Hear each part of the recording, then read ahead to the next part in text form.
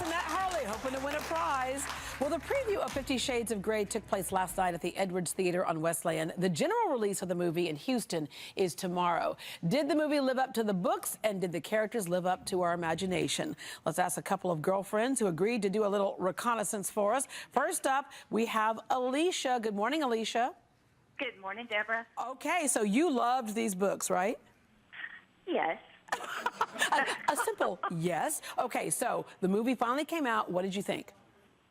You know, it was good. They did go along the lines in the book. It just didn't have those great nuances that the book has. People were laughing. It was funny, but it just never lives up to be as good as the book. Yeah, that's because we can combine our imagination with the words on the page, and so I think movies have a hard time living up to it anyway. Okay, what about the lead character? That was the big concern that many women had, was that Christian Grey had to be like the guy in the book, however we all pictured it. Well, and, you know, I agree.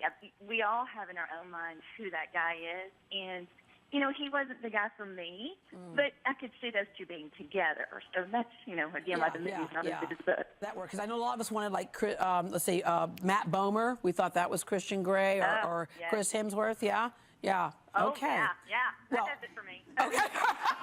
Okay. So should we go see it, or wait for it to come out on cable? You know, it's explicit, but it wasn't uncomfortable. We were talking about that last night. Okay. I think it's okay to see in the theater. Okay, all right. Alicia, thank you very much. Now we have Kim, who also saw the movie, so let's get her point of view. Hello, Kim. Hello, good morning. Good morning. I remember you, we had a lunch date, and you were late, and we were like, where is Kim? And you said that you were reading 50 Shades of Grey in the parking lot, and you could not get out of your car to come meet us for lunch. Okay, so I know you were looking forward to this movie. What did you think? Well, I was really looking forward to the movie. Of course, I love the books. You know, I agree with Alicia. I think that always the book builds more on the character, and so you feel like you know them a little bit better. Yeah. But I thought it was great. And all right. So I was worried about being uncomfortable when I was in there, and I wasn't uncomfortable at all. It was just, it was what it was. All right. Well, thank you very much. And there it is from two 50 Shades fans. For these two, the books were a fun diversion, but some people say a book like this sends some dangerous mixed messages and could have a harmful impact on women in particular. Here with the pros and cons of 50 Shades of Grey, welcome Dr. Amy Benami, who conducted a research study on the book series, and certified sex therapist Emily deAyala. Hello there. Obviously, this thing became wildly popular. Why do you think it was such an attraction for so many women? Because there are other love stories out there. There are other books out there with sex in it. So why this one? Well, I think it's one of the first times we've seen in society that women have been given a mechanism to openly read about sexuality and sexual expression in ways that we haven't before. Yeah. Emily?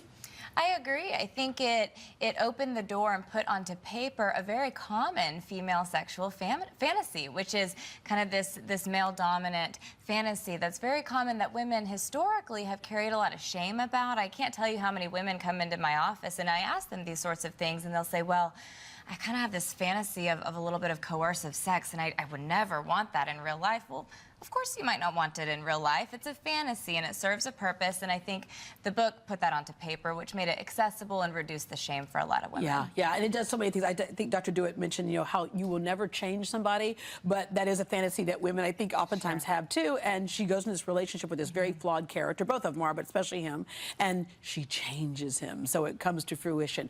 All right, your concern is, in this book, there is that coercion. There is what people could look at and say was an abusive relationship. What did you find in your study? So we did a systematic analysis using national definitions of domestic violence, and basically showed that the relationship in 50 Shades of Grey mimics what we see in domestic violence relationships. Yeah. So Christian stalks Anastasia, he uses intimidation and pressure, he socially isolates her from family and friends, which is very characteristic of abusive relationships, and he minimizes the abuse that he inflicts upon her. Yeah. He also uses characteristics of sexual violence. So all those things happen, and your concern is that it was glamorized in this book, and the publicity surrounding the book, I should say. It is a glaring glamorization of violence against women. Okay, but Emily, on the other hand, what we saw was a young lady who also made choices. She did, and kind of to that point, in the study, you know, really the same things. If you were to look at the children's movie Beauty and the Beast, for example. Okay, the same sorts of domestic violence may be identified in even a children's film like that. I was talking to a colleague recently, her name's Beth, and she said, you know, in movies like that, or even in the Twilight series, where children maybe don't have the same ability as adults to differentiate between fantasy and reality, whereas 50 Shades is a book that is meant for adults who hopefully do have the ability to make that differentiation. And so I think that's important to keep in mind. Yeah, yeah. All right. If you have a comment on this, call us at 713-284-1055, 713-284-1055, and we'll take that comment when we come back.